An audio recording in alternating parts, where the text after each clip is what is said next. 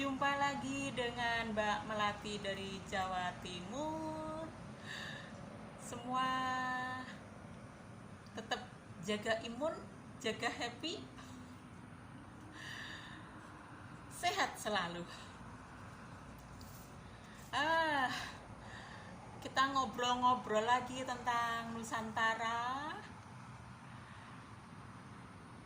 Hari ini saya menulis di Facebook saya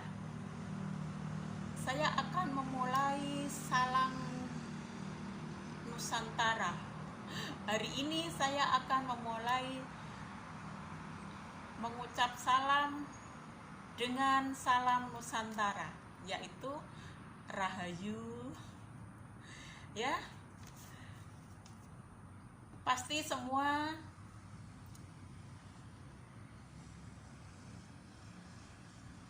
banyak ya yang nggak ngerti salam Nusantara itu apa. Saya juga baru tahun 2020-an kita berteman dengan orang-orang Nusantara, dengan orang-orang pelestari Nusantara. Sementara saya tetap berjuang di Islam Nusantara selama ini ya. Nah, saya belum bisa dari berteman sejak 2019 sampai sekarang, dan kira-kira baru 3 bulanan ini saya terbiasa mengucapkan salam Nusantara, yaitu Rahayu.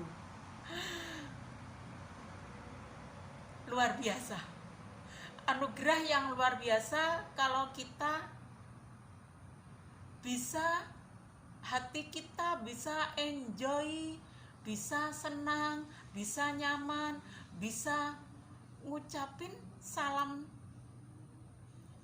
yang sekiranya seharusnya kita ucapkan, tapi selama ini kita nggak bisa. Dan lebih parahnya lagi, memang tidak tahu. Ya, Nusantara memang benar-benar menangis. Itu benar kalau ada lagu Ibu Pertiwi menangis. Sebetulnya yang menangis sih kita itu. Kita nggak ngerti dengan jati diri kita. Kita orang Nusantara, tapi semua yang kita lakukan itu udah adopsi dari budaya bangsa lain. Pantas kalau Ibu Pertiwi nangis. Kira-kira bisa mengetuk hati nggak hal-hal seperti itu? Harus bisa. Kedepannya harus lebih banyak lagi orang yang terketuk, masyarakat yang terketuk hatinya bahwa mereka adalah para penerus generasi Nusantara. Jadi mereka bukan penerus budaya bangsa lain, tapi budaya bangsa sendiri. Mereka adalah generasi Nusantara, bukan generasi bangsa lain.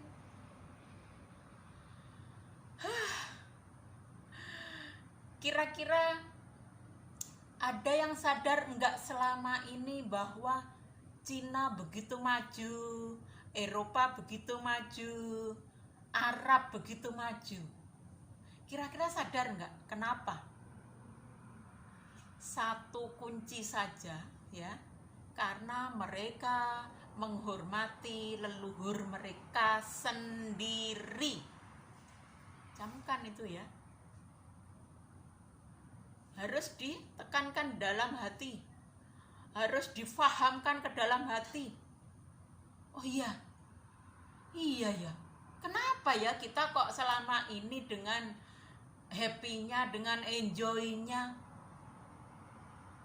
dengan bangganya memakai atribut-atribut bangsa lain? Ya, lihat Cina, tetap bangga dengan memakai huruf Cinanya, huruf-huruf Mandarinnya. Lihat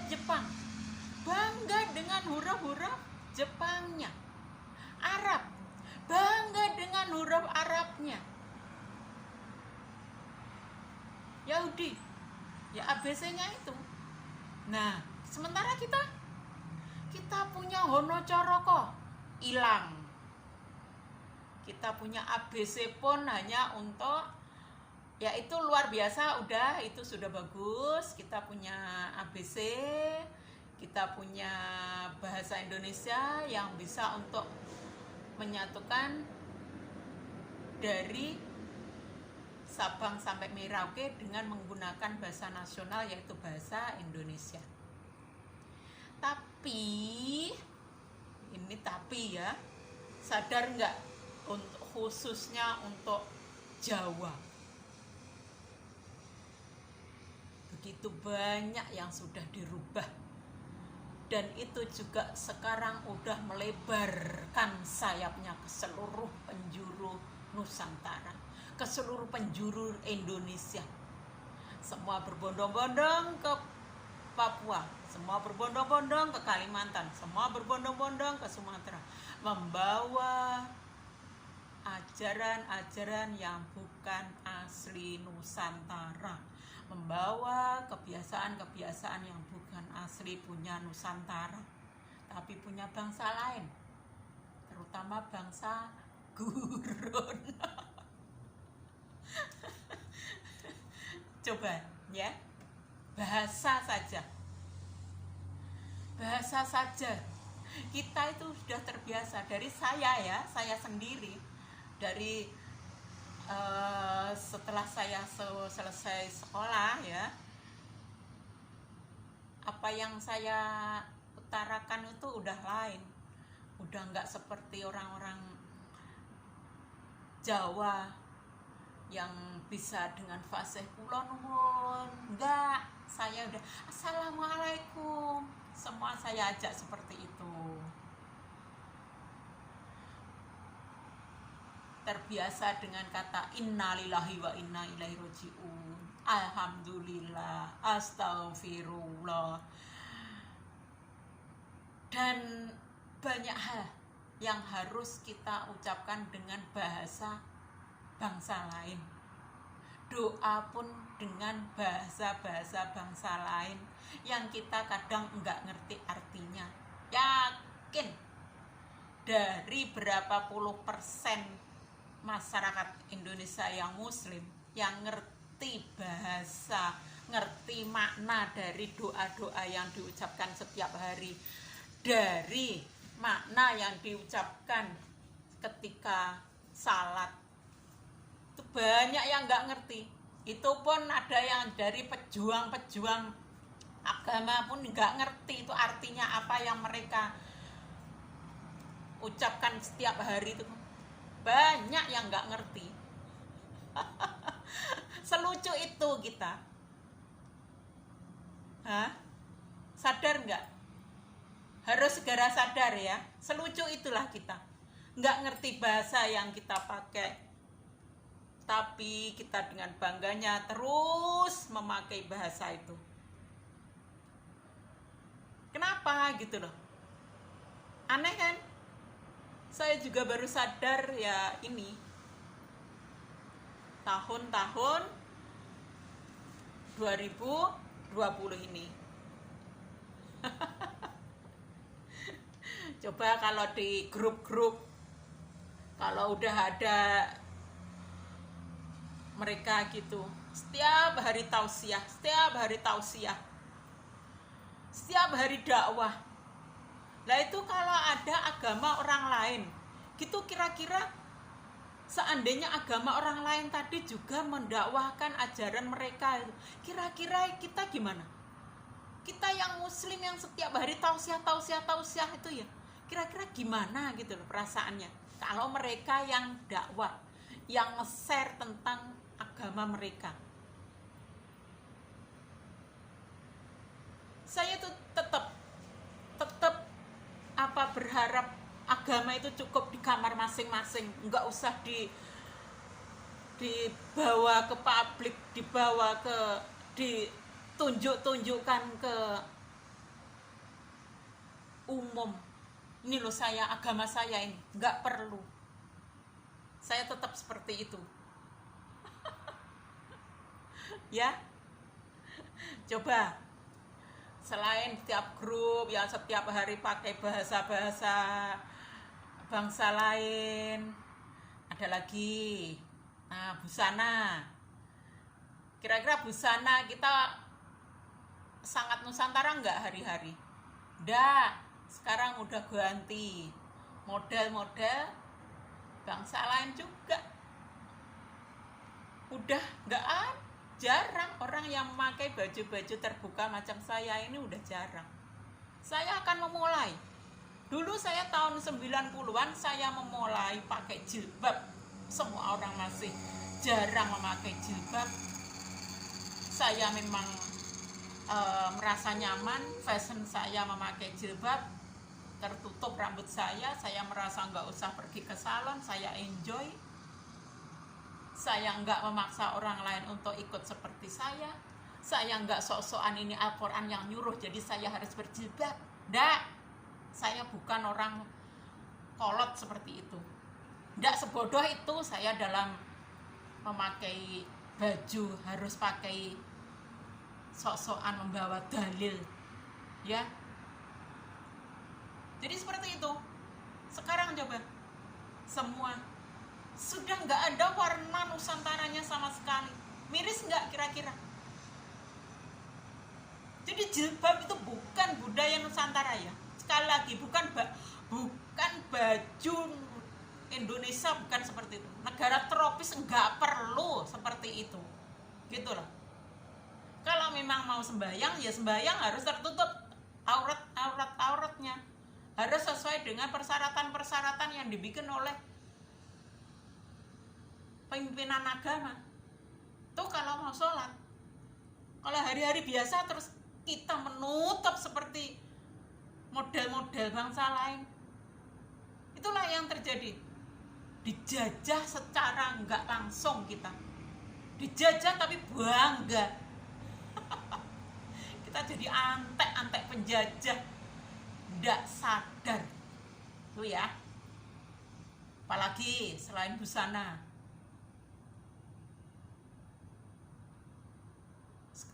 itu lagi tentang busana itu ada yang segini, sok-sokan.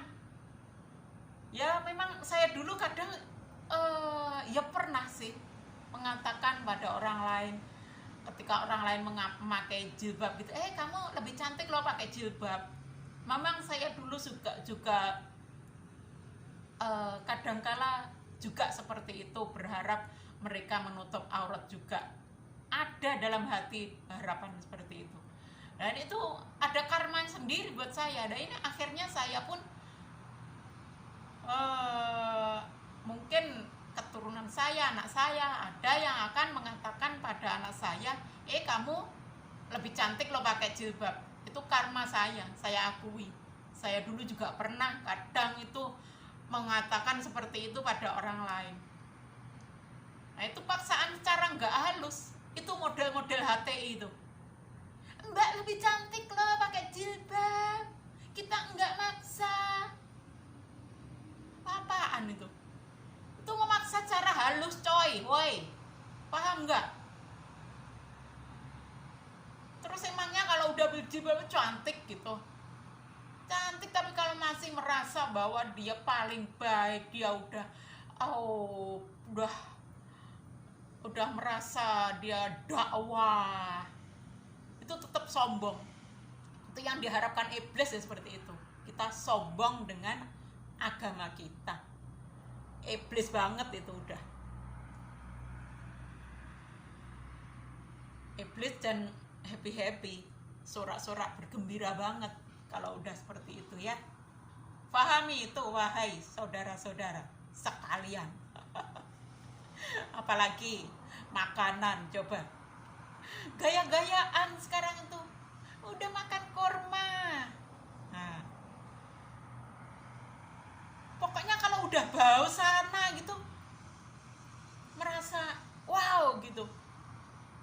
Sekarang makanan soto apa itu udah dinilai apa, soto, rawon dinilai sangat-sangat nggak modern. Yang modern apa? Kebuli, kan?